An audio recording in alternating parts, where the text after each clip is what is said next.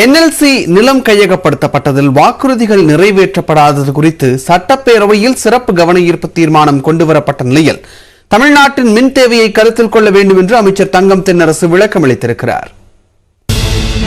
Neyveli NLC அனல்மின் நிலையத்தின் சுரங்க விரிவாக்க பணிகளுக்காக சுற்றுவட்டாரத்தில் பொதுமக்களிடமிருந்து நிலங்கள் கையகப்படுத்தப்பட்டன. அவற்றுக்கு உரிய இழப்பீடு வழங்க கோரியும் வேலை வாய்ப்பு குறித்த வாக்குறுதிகளை நிறைவேற்ற வலியுறுத்தியும் பொதுமக்களும் அரசியல் கட்சியினரும் போராட்டம் நடத்தி வருகின்றனர். இதுகுறித்து சட்டப்பேரவையில் நேரமில்லா நேரத்தில் சிறப்பு கவன ஈர்ப்பு தீர்மானத்தை திமுக தவிர்த்து அனைத்து கட்சிகளும் கொண்டு வந்தன. அதன் மீது உரையாற்றிய தமிழக வாழ்வுரிமை கட்சித் தலைவர் வேல்முருகன், நிரந்தர வேலை மற்றும் நிலத்திற்கு மாற்று இடம்தான் நிலம் கொடுத்தவர்களின் கோரிக்கையாக உள்ளது என்று கூறினார். இந்த பிரச்சனைக்கு நிரந்தர தீர்வு காணப்படும் வரை நிலம் கையகப்படுத்த அனுமதி வழங்கக்கூடாது என்றும் தமிழக அரசிடம் வேல்முருகன் வலியுறுத்தினார். நிரந்தர வேலையும் மாற்று இடம் வீடு கட்டி 10 சென்டில் வீட்டை அவர்களுக்கு காட்டிய பிறகு எங்கள் நிலத்தை கையகப்படுத்துங்கள் என்று சொல்லுகிறார்கள்.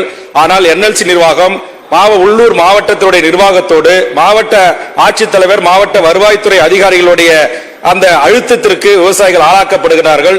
காவல்துறை துறையோடு அங்கு அந்த மக்கள் விரட்டியடிக்கப்படுகிறார்கள், துன்புறுத்தப்படுகிறார்கள். பாமக தரப்பில் பேசிய சட்டமன்ற உறுப்பினர் ஜி.கே. மணி, என்எல்சியில் பணி நியமனம் செய்தவர்களில் ஒருவர் கூட கடலூர் மாவட்டத்தைச் சேர்ந்தவர்கள் இல்லை என்றும் என்எல்சி நிர்வாகம் ஒட்டுமொத்தமாக கடலூர் மாவட்டத்தை புறக்கணித்துள்ளது என்றும் குற்றம் சாட்டினார். நடுவண் அரசு நிறுவனமாக இருக்கிற என்எல்சி நிறுவனம் தொடர்ந்து கடலூர் மாவட்டத்து மக்களை அழித்துக் கொண்டிருக்கின்ற காரணத்தினாலே தான் இதை அரசின் கவனத்திற்கு கொண்டு வருகிறோமே தவிர அரசுக்கு எதிர்ப்பாக அல்ல, அரசுக்கு முட்டுக்கட்டை போடுவது அல்ல என்பதை மீண்டும் அரசின் கவனத்திற்கும் மாண்புமிகு முதலமைச்சர் அவர்களின் கவனத்திற்கும் கொண்டு வந்து இந்த நிலையில் எக்காரணம் கொண்டும் இந்த நிலங்களை கையகப்படுத்தி இந்த நிறுவனம் தனியார் கைக்கு ஒப்படைக்க கூடாது.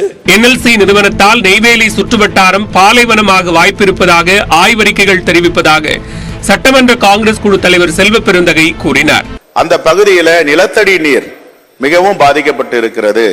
50 ஆண்டுகளுக்கு முன்பு 10 அடியில் வந்த நீர் இப்பொழுது 1000 அடிக்கு கீழ் நீர் கிடைக்கவில்லை என்ற ஒரு புகாரம் இருக்கிறது. இதையும் நாம் கருத்தில் கொள்ள வேண்டும். கவன ஈர்ப்பு தீர்மானத்திற்கு பதிலளித்து உரையாற்றிய தொழில்துறை அமைச்சர் தங்கம் தென்னரசு, காலியாக உள்ள 1711 பணியிடங்களுக்கு நிலம் கொடுத்தவர்களுக்கு முன்னுரிமை அளித்து 20 மதிப்பெண் கூடுதலாக வழங்கப்படும் என என்எல்சி உறுதியளித்துள்ளதாக கூறினார். சங்கத்தின் மூலமாக ஏஎம்சி கான்ட்ராக்ட்ஸ் கொடுப்பதற்கும் பணியாளர்களை நியமிப்பதற்கும் அவர்கள் இன்றைக்கு ஒத்துக்கொண்டிருக்கிறார்கள். இப்போ உயர்த்தப்பட்ட இழப்பீட்டுத் தொகை என்பது ஒரு கட்டத்தில் 23 லட்சம் ரூபாய் இருந்தது. இப்போது 25 லட்சம் ரூபாய் பேச்சுவார்த்தைக்கு பிறகு இப்போது உயர்த்தப்பட்டு வழங்கப்பட இருக்கிறது. என்எல்சி விவகாரத்தில் விவசாயிகள் பாதிக்கப்படாமல் இருக்க குறைதீர்க்கும் மையத்தை உருவாக்க நடவடிக்கை எடுத்து வருவதாகவும் தேவையில்லாத நிலத்தை கையகப்படுத்தவில்லை என்றும் அமைச்சர் விளக்கம் அளித்தார். தேவைக்கு இல்லாதையோ தேவைக்கு அதிகமான நிலங்களையோ அரசாங்கம் கையகப்படுத்துவதோ விவசாயத்திலிருந்து பெற்றுக்கொள்வதோ அதை பெறுவதற்கான எந்த காலத்திலும் அந்த முயற்சி முடியும். தேவை இருந்தால் நாம் எடுக்கிறோம். உதாரணத்துக்கு கொண்டு ஜெயங்கொண்டம் பழுப்பு நிலக்கரி திட்டம் அரசாங்கம் டிட்கோவின் மூலமாக வாங்கியது. ஆனால் அந்த திட்டம் இல்லை என்று சொன்ன போது வரலாற்றிலே நம்முடைய மாண்புமிகு முதலமைச்சர் தான் அதற்கான நிலங்களை அத்தனை விவசாயிகளுக்கும் நாம் திருப்பி கொடுத்து எப்படி கொடுத்தோம்? ஏற்கனவே கொடுத்த காம்பன்சேஷனை கூட திருப்பி வாங்கல. காம்பன்சேஷன் கூட நீங்க திருப்பி கொடுங்கன்னு கூட கொடுக்கல. அப்படியே அந்த நிலங்களை ஒரு இடத்துல ஒப்படைத்த முதலமைச்சர் நம்முடைய மாண்புமிகு முதலமைச்சர் என்பதை யாரும் மறந்துவிடக்கூடாது. நெய்வேலி நிலக்கரி நிறுவனம் என்பது தமிழ்நாட்டின் மின் உற்பத்தி மற்றும் தேவையை நிறைவு செய்யும் திட்டம் என்றும் மின் தேவைகளை கருத்தில் கொண்டு பொறுப்புணர்வோடு செயல்பட வேண்டும் என்றும் அவர் வேண்டுகோள் விடுத்தார். சட்டப்பேரவையில் மீண்டும் நிறைவேற்றப்பட்ட ஆன்லைன் சூதாட்ட தடை மசோதா ஆளுநருக்கு அனுப்பி வைக்கப்பட்டது. ஆன்லைன் சூதாட்டத்தில் பணத்தை இழந்த பலர் தற்கொலை செய்து கொண்டதால் அதற்கு தடை விதிக்க கோரி கோரிக்கை எழுந்தது. இதையடுத்து ஆன்லைன் சூதாட்டத்தை தடை செய்யும் வகையில் ஆன்லைன் சூதாட்ட தடை சட்ட மசோதா தமிழ்நாடு சட்டப்பேரவையில் கடந்த ஆண்டு அக்டோபர் 19ஆம் தேதி தாக்கல் செய்யப்பட்டு ஆளுநருக்கு அனுப்பி வைக்கப்பட்டது. ஆனால் இந்த மசோதாவை இயற்ற தமிழ்நாடு அரசுக்கு அதிகாரம் இல்லை என்று கூறி கடந்த 6ஆம் தேதி சட்ட மசோதாவை அரசுக்கு ஆளுநர் ஆர்.என். ரவி திருப்பி அனுப்பினார். ஆளுநர் ஆர்.என். ரவியால் திருப்பி அனுப்பி வைக்கப்பட்ட ஆன்லைன் சூதாட்ட தடை சட்ட மசோதா மீண்டும் வியாழக்கிழமை சட்டப்பேரவையில் முதலமைச்சர் மு.க. ஸ்டாலினால் கொண்டு வரப்பட்டு அனைத்து கட்சி உறுப்பினர்கள் ஆதரவுடன் ஒருமனதாக நிறைவேற்றப்பட்டது. 8 பக்கங்கள் கொண்ட இந்த சட்ட மசோதா ஆளுநரின் ஒப்புதலுக்காக மீண்டும் ஆளுநர் மாளிகைக்கு அனுப்பி வைக்கப்பட்டது. அன்புஜோதி ஆசிரமம் விவகாரத்தை தொடர்ந்து மாநிலத்தில் உள்ள அனைத்து காப்பகங்களிலும் நேரில் சென்று ஆய்வு நடத்த தமிழ்நாடு அரசு முடிவெடுத்திருக்கிறது. இதற்கான உத்தரவுகள் பிறப்பிக்கப்பட்டு மாவட்ட அளவில் குழுக்கள் அமைக்கும் பணி நடைபெற்று வருகிறது.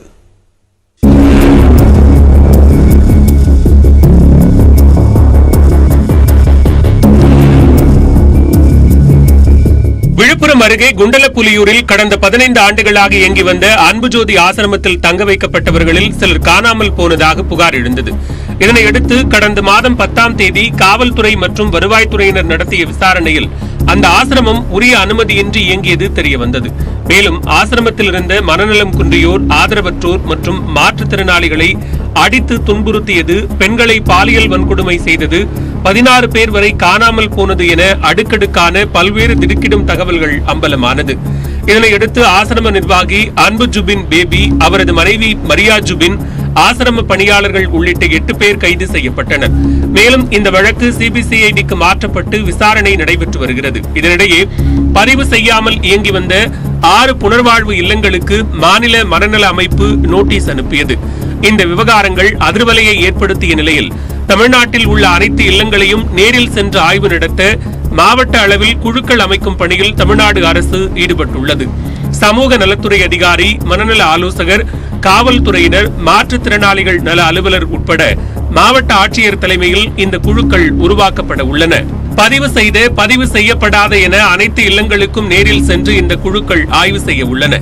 அந்த வகையில் மனநலம் பாதிக்கப்பட்டவர்களுக்கான இல்லங்கள், புனர்வாழ்வு இல்லங்கள், முதியோர் இல்லங்கள், ஆதரவற்றோர் இல்லங்கள் என 4 வகையிலான சுமார் 1000 இல்லங்கள் ஆய்வுக்கு உட்படுத்தப்பட உள்ளன. சுகாதாரத்துறை, மாற்றுத்திறனாளிகள் நலத்துறை, சமூக நலத்துறை என வெவ்வேறு துறைகளின் கீழ் இயங்கி வரும் இல்லங்கள் அதற்குரிய விதிகளுக்கு உட்பட்டு செயல்படுகின்றனவா என்பது குறித்தும் இந்த ஆய்வில் உறுதி செய்யப்பட உள்ளன. 2 படுக்கைகளுக்கு இடையில் 3 அடி இடைவெளி வேண்டும், போதிய காற்று வசதி, உணவு, குடிநீர், மருத்துவ வசதி கிடைக்க வேண்டும் என்பன உள்ளிட்ட அடிப்படை விதிகளை பூர்த்தி செய்துள்ளதா என்றும் இந்த குழு ஆய்வு செய்யும் என தகவல்கள் தெரிவிக்கின்றன. தொடர்ந்து 1 நிமிட செய்தி தொகுப்புகள் சிலவற்றை பார்க்கலாம். 2025ஆம் ஆண்டுக்குள் இந்தியாவில் காசநோய் முற்றிலும் ஒழிக்கப்படும் என்று பிரதமர் நரேந்திர மோடி கூறியுள்ளார். உத்தரப்பிரதேச மாநிலம் வாரணாசியில் ஒரே உலக காசநோய் உச்சி மாநாடு நடைபெற்றது. இதில் பங்கேற்ற பிரதமர் நரேந்திர மோடி கிராம அளவில் காசநோயை தடுக்கும் காசநோய் இல்லா ஊராட்சி என்பது உள்ளிட்ட பல்வேறு திட்டங்களை தொடங்கி வைத்தார்.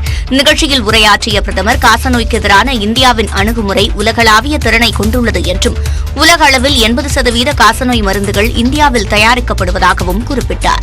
2030ஆம் ஆண்டுக்குள் காசநோயை முற்றிலும் ஒழிக்க உலக நாடுகள் இலக்கு நிர்ணயித்துள்ள நிலையில் 2025ஆம் ஆண்டே காசநோயை ஒழிக்க இந்தியா உறுதி பூண்டுள்ளதாக கூறினார்.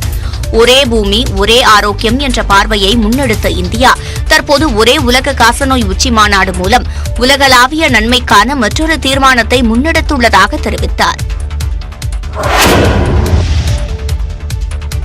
மறைந்த பழம்பெரும் பாடகர் டி.எம். சௌந்தரராஜன் பெயர் சென்னை மந்தைவெளியில் உள்ள சாலைக்கு சூட்டப்பட்டுள்ளது. டி.எம். சௌந்தரராஜனின் 100ஆண்டு விழா கொண்டாடப்படும் நிலையில் அவர் வாழ்ந்த இடமான சென்னை மந்தைவெளி மேற்கு வட்ட சாலைக்கு டி.எம். சௌந்தரராஜன் சாலை என பெயர் சூட்டப்பட்டது.